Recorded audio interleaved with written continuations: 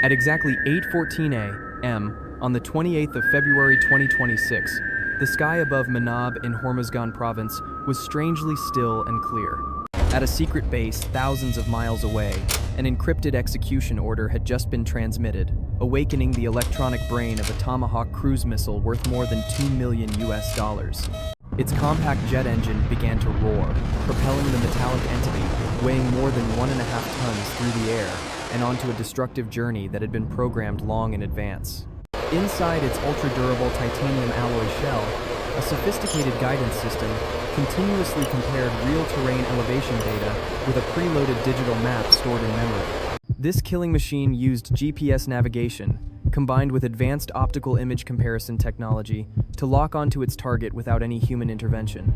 It had been specifically designed to fly at extremely low altitude, hugging mountain slopes and valleys in order to completely evade even the most sophisticated air defense radar systems.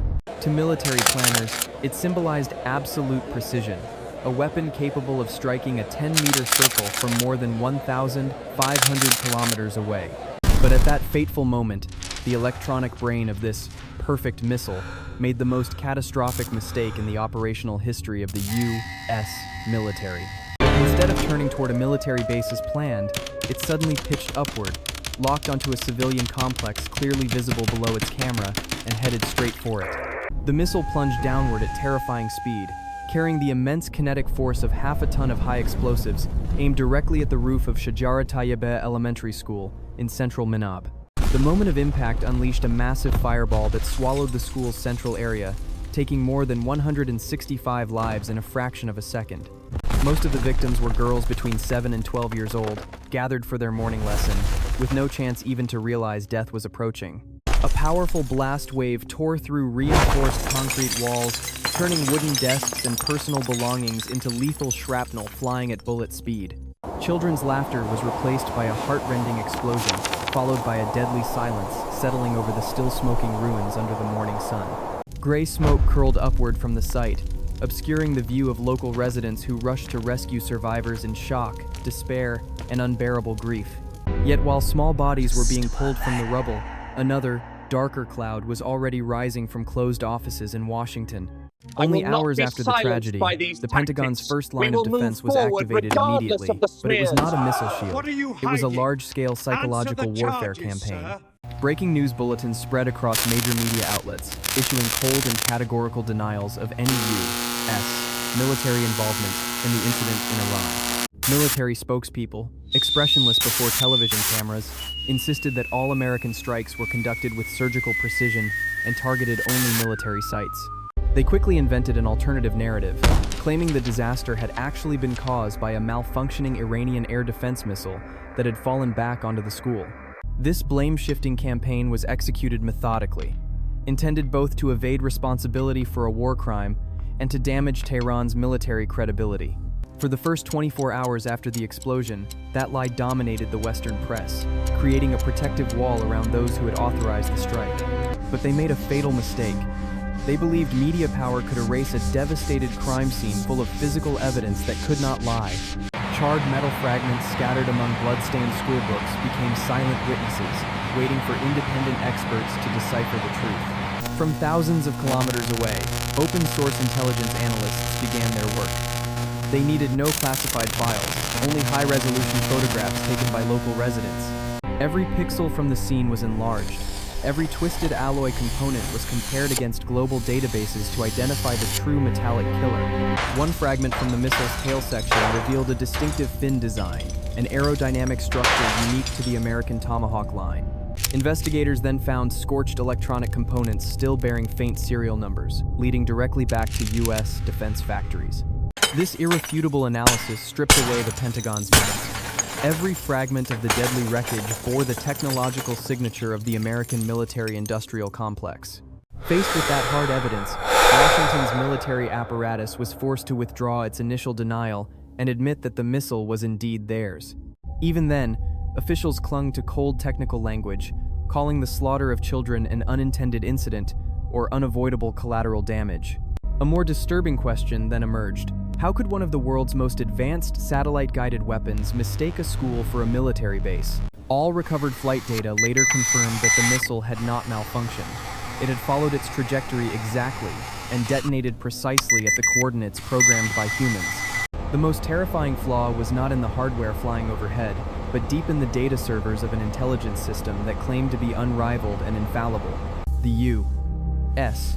targeting system is a multi-billion-dollar information architecture, bringing together elite analysts supported by cutting-edge AI. Its keyhole reconnaissance satellites can supposedly capture an object as small as a cigarette pack from space, offering a surveillance capability close to omniscience. That was the theory. But the Minab tragedy exposed a decayed operational process in which technological arrogance had completely overshadowed even the most basic moral safeguards. When investigators traced the target identifier, they were stunned to find that the coordinates had been drawn from an intelligence file that had sat gathering dust for 9 years. In 2017, that location really had been a communications station associated with an Iranian naval base, complete with watchtowers and barbed wire perimeter fencing. Based on those obsolete images, U.S. analysts had permanently enshrined the site on a priority target list, unaware that reality on the ground had long since changed. In 2019, as part of urban redevelopment, the entire naval facility at Minab had been dismantled to make way for a humanitarian project.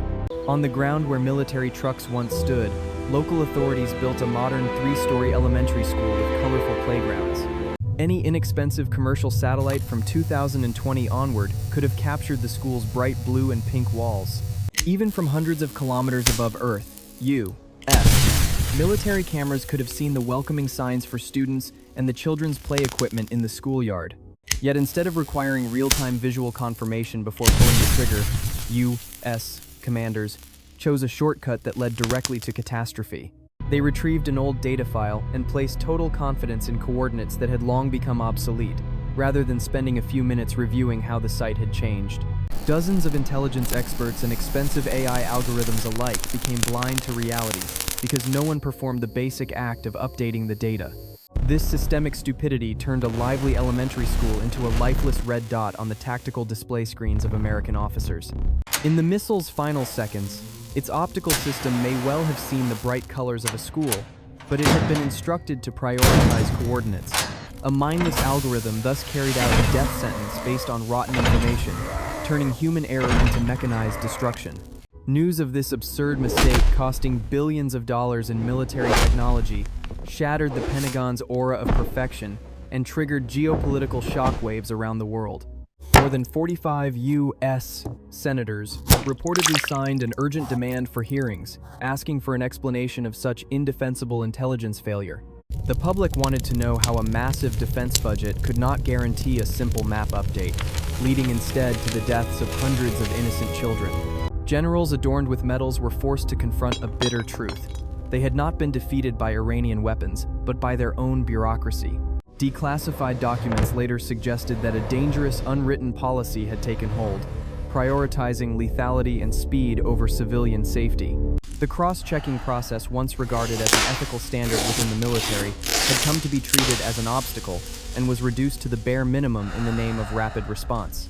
Excessive dependence on AI created a vast vacuum of accountability, as human beings entrusted life and death to emotionless code. A computer chip can process millions of calculations per second, but it can never feel a father's pain at losing his young daughter. Technological arrogance convinced Americans they could control everything from a distance, but reality proved they were steering a blind killing machine.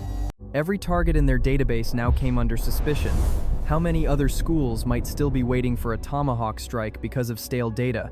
Imagine the operations room at Central Command, where giant screens silently tracked the missile's flight path. Commanding officers watched a green point moving steadily across a digital map toward what they believed to be a military facility. When that dot vanished, signaling impact, a brief sense of satisfaction likely crossed the faces of those who thought they had neutralized a threat. But only minutes later, the first live images transmitted by an RQ-4 Global Hawk drone transformed that pride into horror. Instead of burning ammunition depots or radar stations, the high-resolution camera showed the devastation of a civilian area filled with children. Thermal sensors detected no heat from armored vehicle engines, only the faint heat signatures of people lying motionless beneath the rubble. Silence fell over the operations room. Then, Frantic typing began, as analysts scrambled to understand why the target had changed. They rechecked the target file and reviewed every latitude and longitude coordinate, but the numbers all matched the approved strike order exactly. The mistake was not in data entry.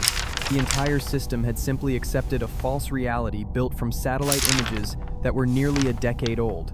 This incident exposed an alarming truth about how life and death decisions in modern war are increasingly made through emotionless algorithms. Data scientists call this information freeze. When a digital entity is not updated, it remains permanently trapped in the past, even as the real world changes.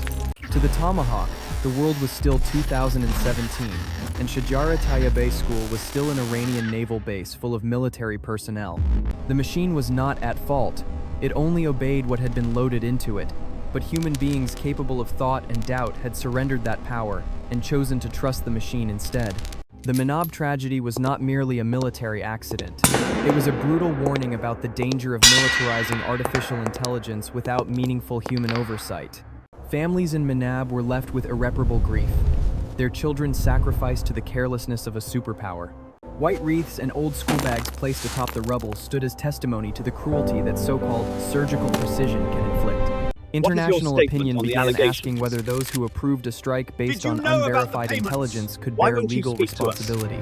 Could this be considered a war crime, or would it be dismissed as a technical error wrapped in hollow diplomatic language and perfunctory condolences? The United States spent trillions on space and satellite programs, yet failed to press a simple update button on a computer file. The lesson of Minab would haunt military planners for decades, a stain on the history of intelligence systems everywhere. Deeper analysis of the targeting architecture showed that the process had originally been designed to eliminate human error, but instead created a deadly trap through automation itself. Operators in climate-controlled bunkers in Virginia never had to look victims in the eye. They saw only lifeless pixels on high-resolution LCD screens. Physical and technological distance created psychological detachment, making the act of pressing fire feel as emotionally empty as playing a video game.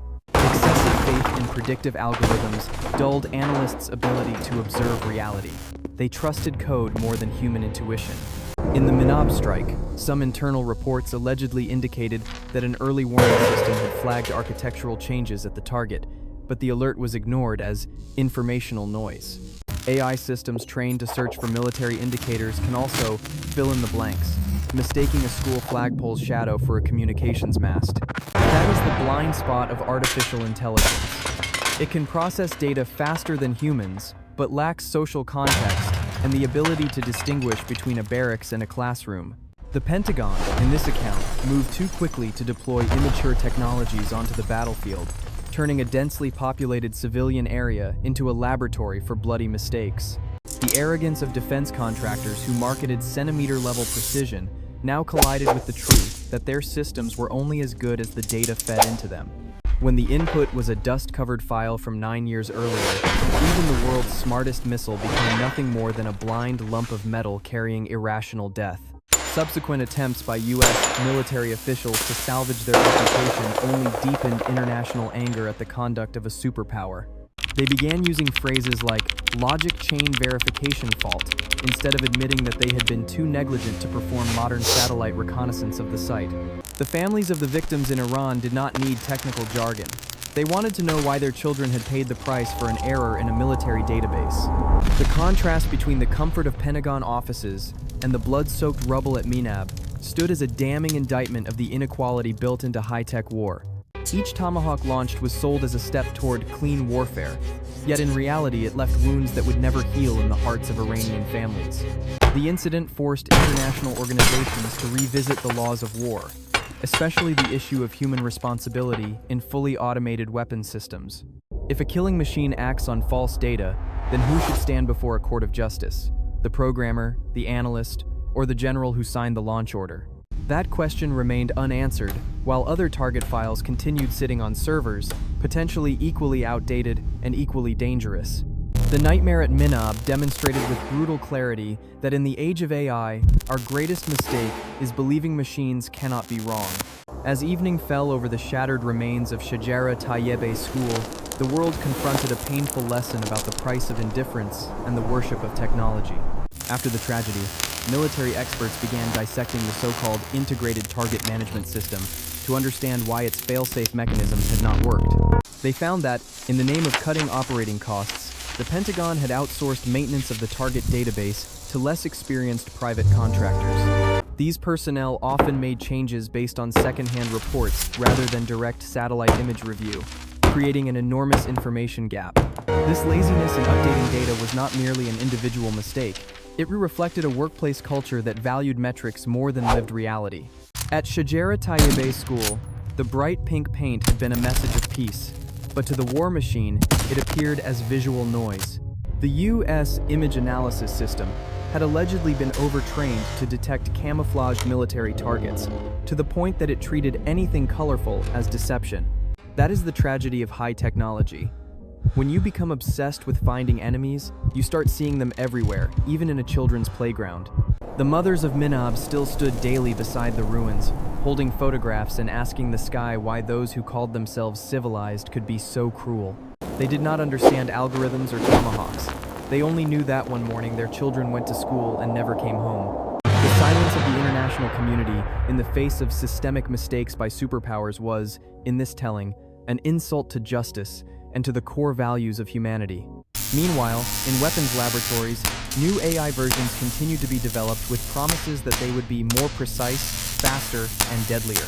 But if the heart of the system, its data, and the conscience of the humans behind it remained frozen in the past, every upgrade would merely prolong suffering. The Minab strike became a textbook lesson in the collapse of the logic chain, where every link functioned, and yet the final outcome was disaster.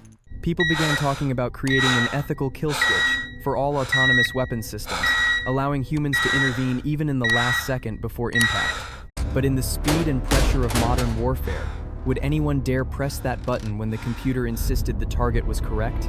Fear of blame and herd mentality within the military silenced voices of doubt before they could speak. Every officer in the chain of command assumed that someone above had already verified the target, creating blind trust that led to death. The Pentagon later spent millions of dollars on public relations campaigns to calm the outrage, but the blood of children cannot be bought away. New arms contracts continued to be signed, missiles continued to be loaded onto launchers, and target files continued sitting on servers waiting to be used. The world was entering an era in which war no longer had a face, where killers sat in air-conditioned offices while victims became numbers. The indifference of computer code transformed a human tragedy into a probability of error statistic in annual defense reports. At the Minab site, investigators found a little girl's wristwatch that had stopped at the exact moment the Tomahawk exploded. Its frozen hands became a symbol of the frozen intelligence data, a system that had stopped updating reality nearly a decade earlier. While the world moved on and a school was built atop the former base, time inside Pentagon hard drives had been nailed permanently to the year 2017. This was not merely a technical malfunction. It was the failure of human judgment under excessive dependence on remote surveillance tools devoid of human warmth. Analysts at the DIA reportedly admitted that they had trusted automated heat maps too much and failed to cross-check them against civilian ground reports. They created a virtual reality inside operations centers, where targets appeared as lifeless geometric shapes rather than places full of human life. That separation allowed those signing the orders to sleep at night, even after effectively condemning hundreds of innocent children to death. A subsequent congressional investigation allegedly revealed an even more shocking fact. Thousands of other targets in the global database were in a similar, suspended state as Minab. These coordinates had not been verified in years, turning the superpower's smart arsenal into a diplomatic minefield spread across the planet. Using decayed intelligence data is negligence of a potentially criminal kind, but under international law, the line between mistake and crime is often blurred. I have nothing further to Military add on lawyers this matter. reportedly used phrases such as the inevitable blindness of war to shield generals from accusations in international courts. But for the parents in Minab, no legal term could fill the emptiness the Tomahawk had left in their homes. They looked up at satellites crossing the night sky with fury, knowing those machines could see everything and yet had chosen not to see their children. The Minab incident ignited a global movement against high-tech warfare, demanding complete transparency in target selection.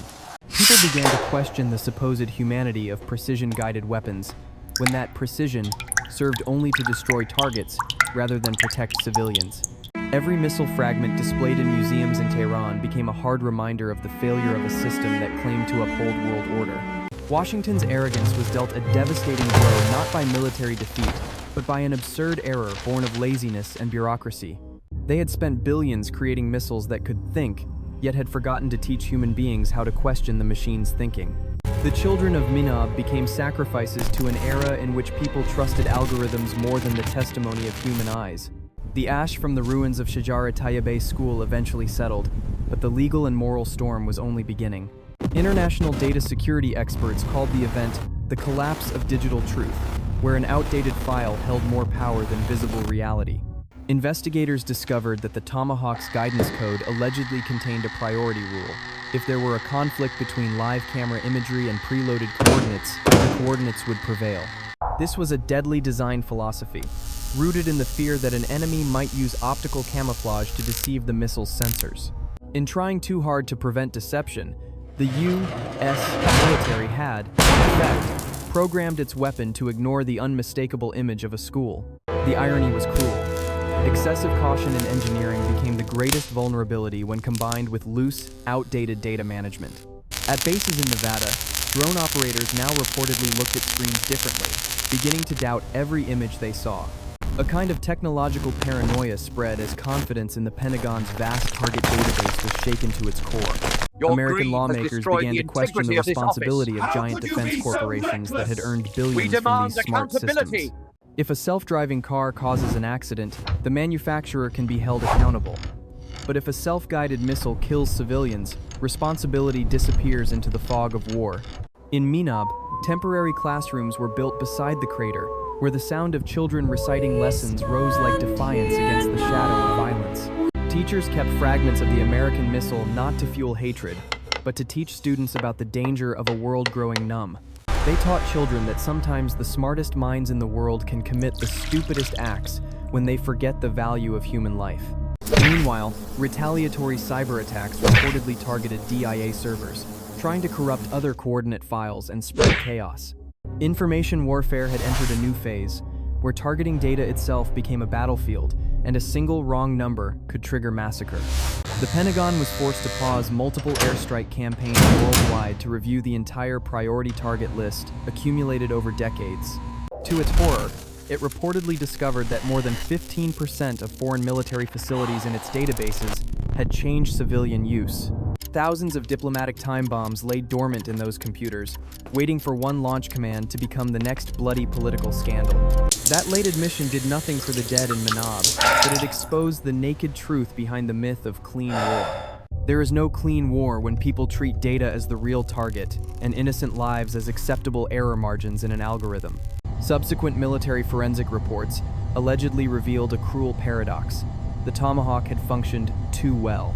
It had penetrated 3 layers of air defense, executed sharp, evasive turns, and struck at the ideal angle to punch through the thickest section of the roof. The machine did everything possible to preserve itself and complete its mission, except ask whether the building below deserved destruction at all.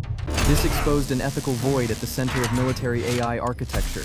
We teach machines how to survive and attack, but not how to refuse. In his office, a senior intelligence analyst reportedly resigned after admitting that he had approved the Minab target list in just 5 seconds. Pressure for performance and the sheer volume of daily targets had turned seasoned experts into rushed, emotionless rubber stamps. They no longer had time to doubt, time to cross-check, or time to verify. They had become mere cogs in a process programmed to kill. The incident reportedly forced the Pentagon to restore a 2-person unit, requiring 2 independent experts to verify real-time imagery before any target could be uploaded.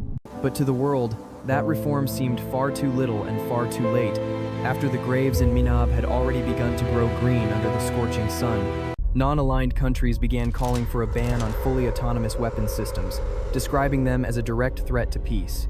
They argued that if a state could kill hundreds of children and then blame old data, then no one on Earth was truly safe. Images of the Shajara Tayyibeh school site became symbols of resistance against high-tech violence across the world. People began comparing the event to older tragedies, but this time, the defining feature was the intervention of a blind artificial intelligence. A fierce debate erupted in scientific circles. Can AI truly be called intelligent if it cannot tell a cannon from a playground slide?